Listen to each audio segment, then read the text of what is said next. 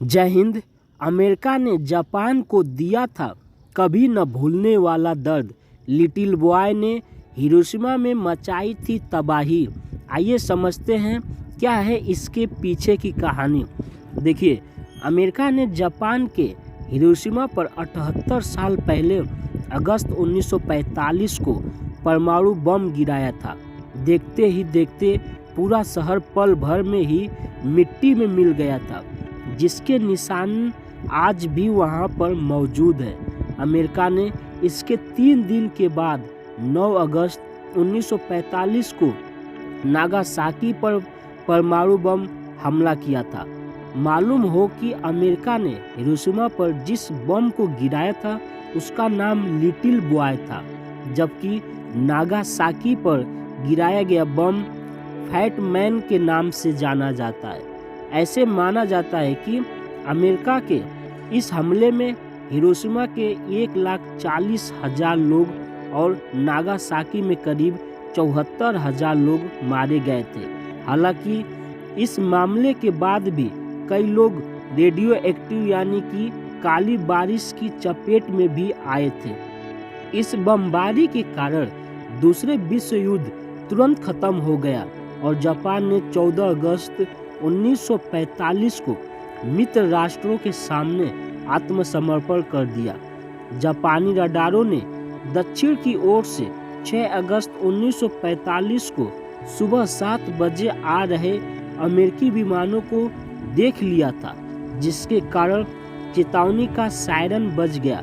अमेरिकी वायुसेना के कर्नल पॉल टिबेट्स ने अपनी B-29 विमान से 8:45 पर लिटिल बॉय को हिरोशिमा के ऊपर गिराया और बम को नीचे आने में सिर्फ 43 सेकेंड लगे।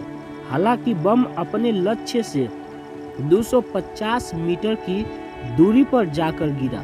1 सितंबर 1939 में शुरू हुई द्वितीय विश्व युद्ध को 6 साल पूरे हो गए थे, फिर भी लड़ाई थमने का नाम नहीं ले रही थी।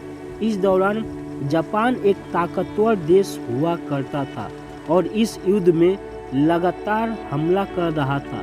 तभी इसके हमले को रोकने के लिए अमेरिका ने जापान पर परमाणु बम से हमला कर दिया और जापान को उसने कभी नहीं भूलने वाला दर्द दिया। द्वितीय विश्व युद्ध को 1939 से लेकर 1945 तक लड़ा गया। अमेरिका ने क्योटो को इसलिए निशाना बनाया था क्योंकि इस शहर में कई प्रमुख यूनिवर्सिटी थी, कई बड़े उद्योग यहाँ से संचालित होते थे। इसके अलावा इस शहर में 2000 बौद्ध मंदिर और कई ऐतिहासिक धरोहर मौजूद थी। क्योटो की अहमियत को देखते हुए परमाणु बम हमले का पहला टारगेट क्योटो को चुना गया था।